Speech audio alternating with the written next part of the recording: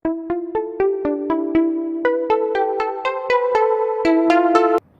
Students, आज की class में फिर से आपका वेलकम है। आज मैं फिर रासायनिक अभिक्रियाओं का प्रकार बताने जा रहा हूँ। ठीक है, आज है दहन। यह भी रासायनिक अभिक्रिया का प्रकार है। इंग्लिश में कंबस्टन बोलते हैं।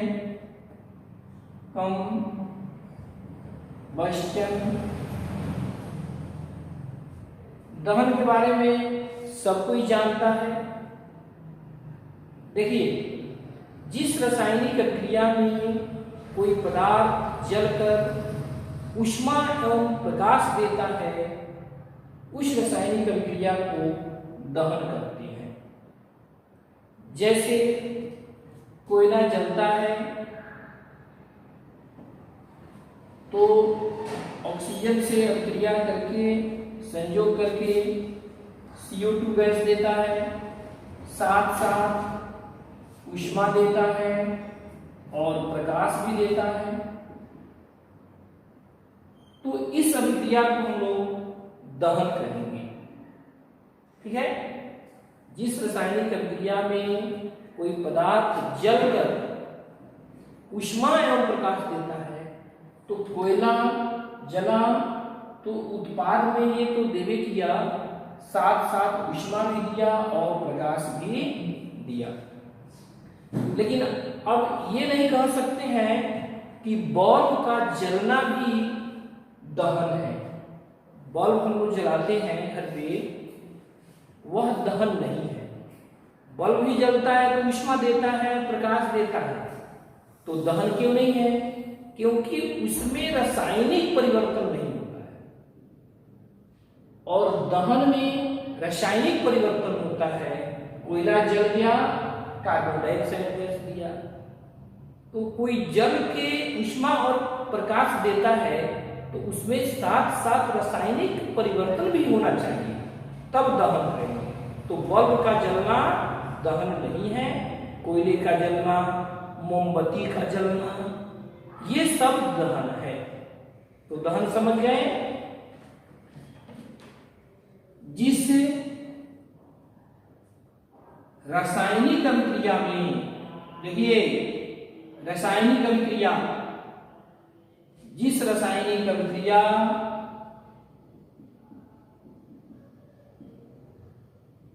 में कोई पदार्थ जलकर ऊष्मा एवं प्रकाश देता है, उसे चाहे उस रासायनिक अभिक्रिया को उसे दहन कहते हैं।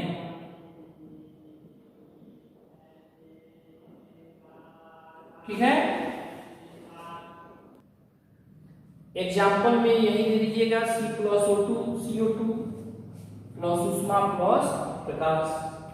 देखिए, दहन जो है ना, एक उपचयन अभिक्रिया है। दहन एक उपचयन अभिक्रिया है, लेकिन इसका मतलब नहीं है कि सभी उपचयन अभिक्रिया दहन है। सभी दहन उपचयन हैं, लेकिन सभी उपचयन दहन नहीं है। ये उपचयन क्यों है? तो देखिए, ऑक्सीजन का योग हो रहा है, कार्बन के साथ ऑक्सीजन का योग हो रहा है, तो उपचयन हो गया।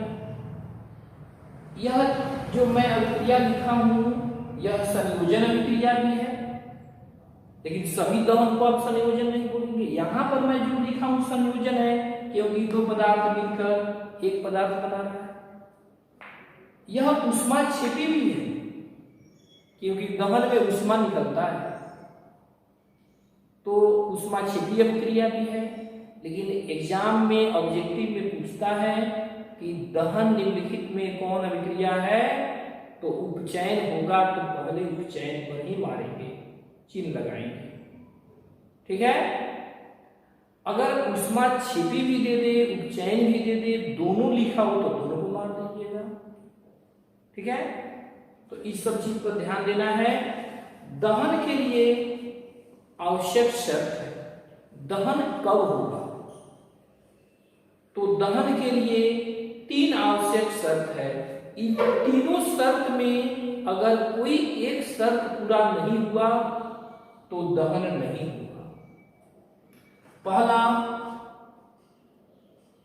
लिख देता हूं, दहन का, चाहे दहन के लिए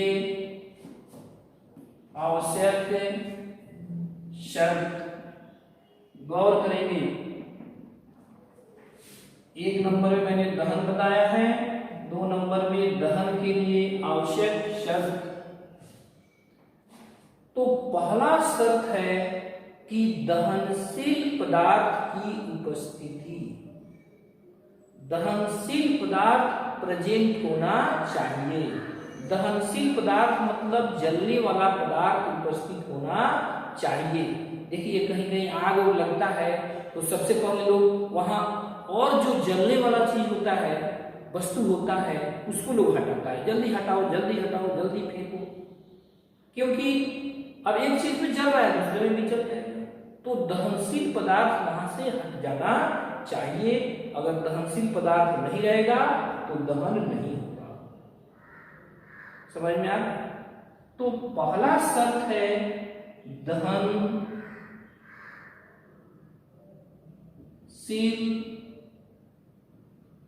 पदार्थ की उपस्थिति।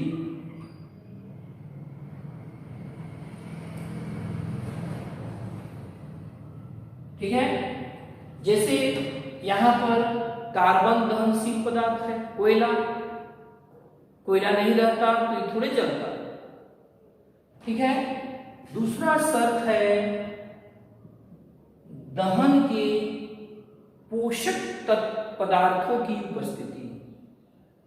पोषक तत्व कहिए, पोषक पदार्थ कहिए। अब सवाल है पोषक पदार्थ क्या है?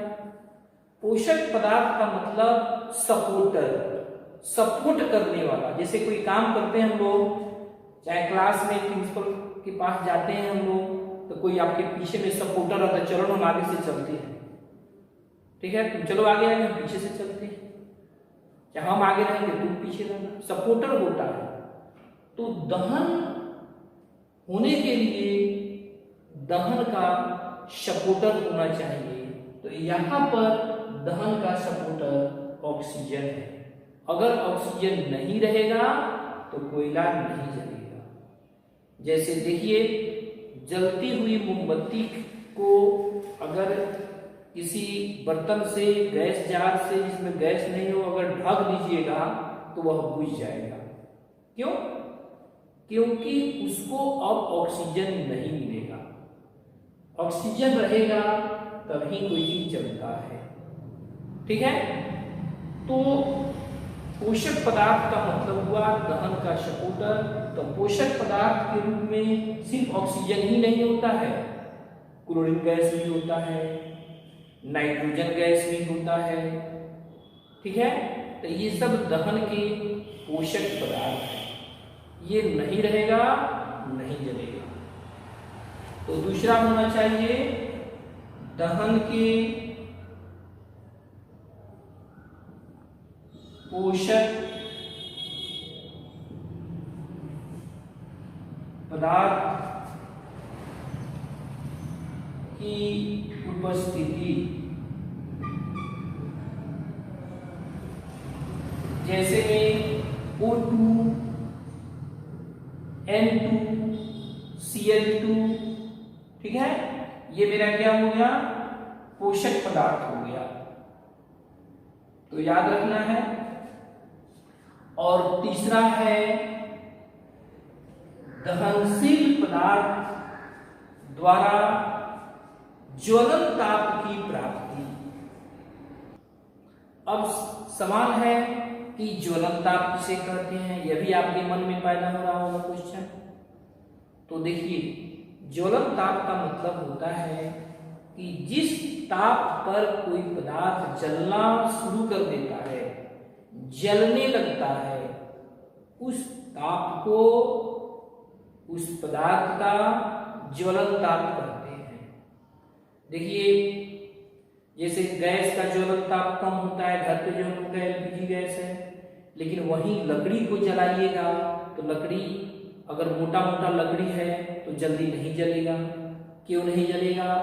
क्योंकि उसको अभी ज्वलन ताप की प्राप्ति नहीं हो रही है। जैसे ही उसको ज्वलन ताप की प्राप्ति हो जाएगी, वह ज्वलन ताप प्राप्त कर लेगा, जलना शुरू कर देगा।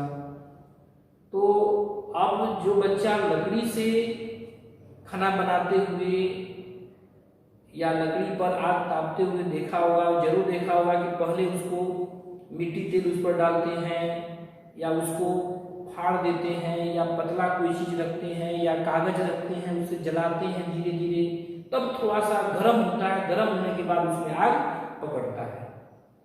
या ईंधन को पहले सुखाते हैं धूप में, सूख जाता है तो उसका ज्वलन ताप कम हो जाता है। जिसका जितना ही ज्वलन ताप कम होगा वह उतना ही जल्दी जलेगा। ठीक है, तो जब तक ज्वलन ताप प्राप्त नहीं होगा पदार्थ को, दहनशील पदार्थ को, वह जलेगा नहीं। अभी बहुत मोटा लकड़ी है, कहिएगा लकड़ी तो जलता है, उसमें आग पकड़ लेगा, लेकिन नहीं, आग तब पकड़ेगा जब उसको जलने के लिए उतना ताप दीजिएगा तब। ठीक है, तो ज्वलन ताप समझ गए होंगे, जिस ताप पर कोई पदार्थ जलने लगता है उस ताप को, उस पदार्थ का ज्वलन ताप कहते हैं। तो दहन के लिए दहनशील पदार्थ द्वारा क्या होना चाहिए? ज्वलन ताप की प्राप्ति होना चाहिए। ज्वलन ताप की प्राप्ति। तो ये हो गया दहन का आवश्यक शर्त। अगर इन तीनों में कोई एक नहीं रहेगा, आग नहीं पकड़ेगा। तो आग नहीं पकड़ता है तो आग बुझाने के लिए इन तीनों में से किसी एक को हटा दिया जाता है, आग बुझ जाता है। दहनशील पदार्थ को हटा दीजिए, कम पदार्थ रहेगा उतना ही जल के खत्म हो जाएगा। अगल बगल का दहनशील पदार्थ हटा दीजिए। दहनशील पदार्थ हटने वाला नहीं है तो उसमें पोषक पदार्थ जो है ऑक्सीजन को हटा दीजिए। कोई भारी चीज फेंक दीजिए, वहां से ऑक्सीजन भाग जाएगा। बालू फेंक दीजिए, वहां पर कोई चीज जल रहा है, बालू मिट्टी फेंक दीजिए, ऑक्सीजन वहां से भाग जाएगा। ऑक्सीजन भागने वाला नहीं है तो ज्वलन ताप उसका बढ़ा दीजिए। पानी फेंकिए, सब जगह पानी नहीं फेंका जाता है। अब बिजली से आग लगा होगा तो वहां पानी नहीं फेंकेंगे, तेल में आग लगा होगा वहां पानी नहीं फेंकेंगे, वहां मिट्टी फेंका जाता है। तो ज्वलन ताप हटा दीजिए। लकड़ी में आग पकड़ा है, पानी फेंक के उसका ज्वलन ताप बढ़ा दीजिए, आग नहीं पकड़ेगा, बुझ जाएगा। तो ये हो गया दहन का आवश्यक शर्त। ये बहुत ही इंपॉर्टेंट टॉपिक है, आप इसको याद कीजिए। कोई भी दिक्कत होता है, कोई भी बात हो तो आप कमेंट जरूर कीजिए।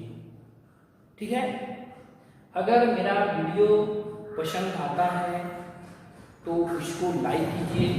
जो स्टूडेंट्स नए हैं वो मेरे चैनल को सब्सक्राइब जरूर कीजिए।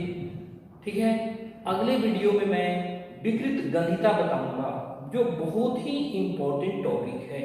ठीक है।